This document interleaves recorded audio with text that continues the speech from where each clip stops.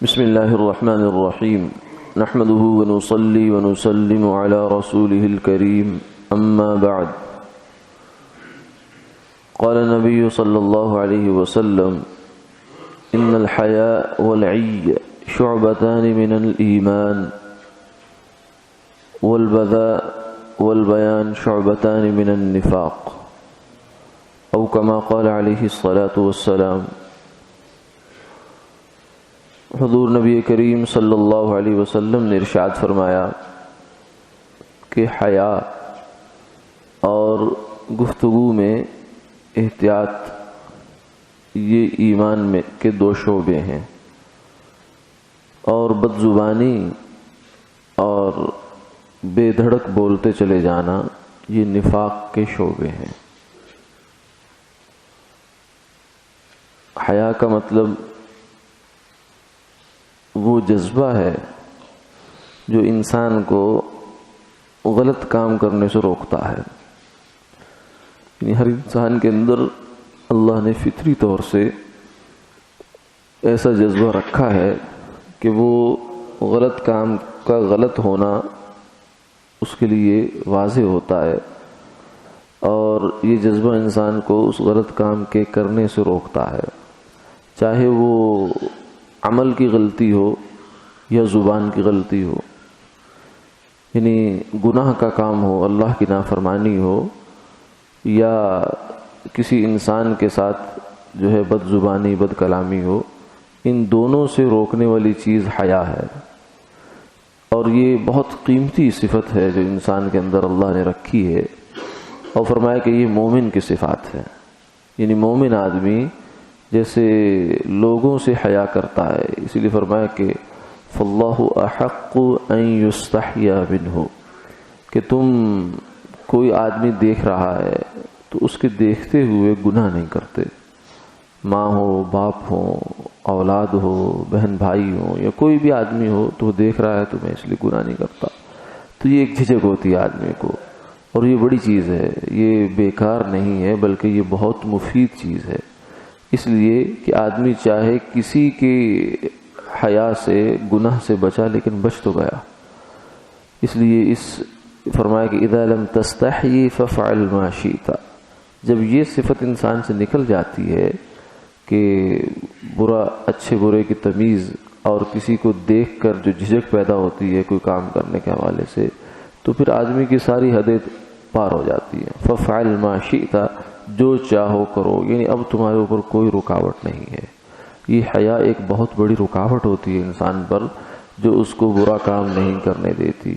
لیکن فرمایا کہ جیسے تم مخلوق سے حیا کرتے ہو، والد موجود ہے تو کام نہیں کرتے، یا زبان کو ذرا احتیاط سے استعمال کرتے ہیں۔ کسی زمانے میں جو ہے وہ اب بھی الحمدللہ سلیم الفطرت لوگ جو ہیں وہ اپنے بڑوں کا حیا کرتے ہیں، بڑے موجود ہوں مجلس میں تو بولتے نہیں ہیں، اور کوئی ایسا ویسا کام نہیں کرتے۔ کئی بچے ایسے ہیں کہ جو بعض دفعہ کوئی سگریٹ پی رہا ہے، کوئی ایسے کام کر رہا ہے، لیکن اگر کوئی بڑا آ گیا ہے تو فوراً اس کو بجھا دیتے ہیں، سائیڈ پہ ہو جاتے ہیں۔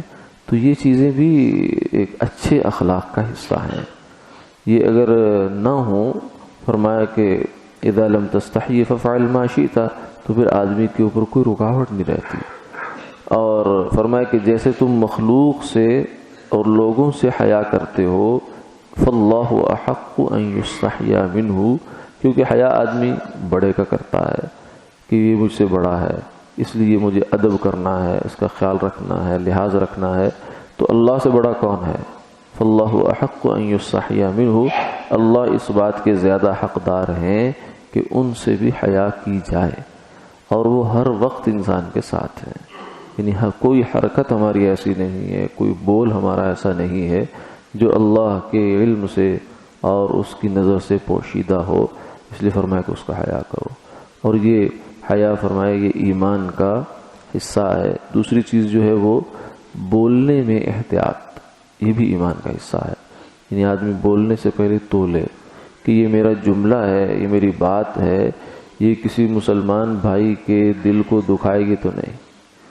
یعنی یہ زبان ایسی چیز ہے کہ اگر یہ میٹھی ہو جائے تو شہد سے زیادہ میٹھی ہے، اور اگر یہ کڑوی ہو تو یہ اس کا گھاؤ دل کو چیر کے رکھ دیتا ہے.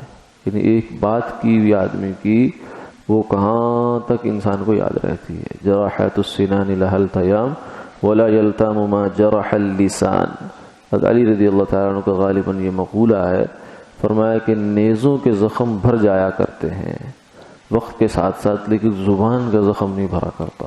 تو زبان کو اگر بے لگام ہو، بے احتیاط ہو تو یہ بڑے کام خراب کرتی ہے. اس لیے بولنے میں احتیاط، یعنی بولنے سے پہلے آدمی سوچنے کی عادت ڈالے، مشق کرے کہ میں نے بات کرنی ہے یا نہیں کرنی. شروع میں ہو سکتا ہے نہ پڑے، پھر بعد کا محاسبہ کر لیں. کرنے کے بعد سوچے کہ مجھے یہ بات کرنی چاہیے تھی یا نہیں چاہیے تھی. یہ نہیں کہ بس جو میری زبان سے نکل گیا وہ وہی ہو گئی ہے، وہ بالکل ٹھیک ہے. نہیں، ہم محتاج ہیں، کمزور ہیں. انسان مرتے دم تک تربیت کا محتاج رہتا ہے. اس کی زبان سے نکلے ہوئے لفظوں میں غلطی ہو سکتی ہے اور بلکہ مزید بہتری کی گنجائش ہو سکتی ہے. تو یہ بھی ایک پروسیس انسان کا جاری رہنا چاہیے کہ اپنے لفظوں پر غور کرے. کسی کے لیے تکلیف کا باعث تو نہیں، یہ اس سے اچھی بات بھی میں کر سکتا تھا اور جس سے کسی مسلمان کا دل خوش ہو سکتا تھا، لیکن نہیں کی، چلو آئندہ کروں گا. تو آئندہ کرنے سے پہلے اس بات کو سوچ لیا جائے. اللہ تعالیٰ عمل کی توفیق عطا فرمائے.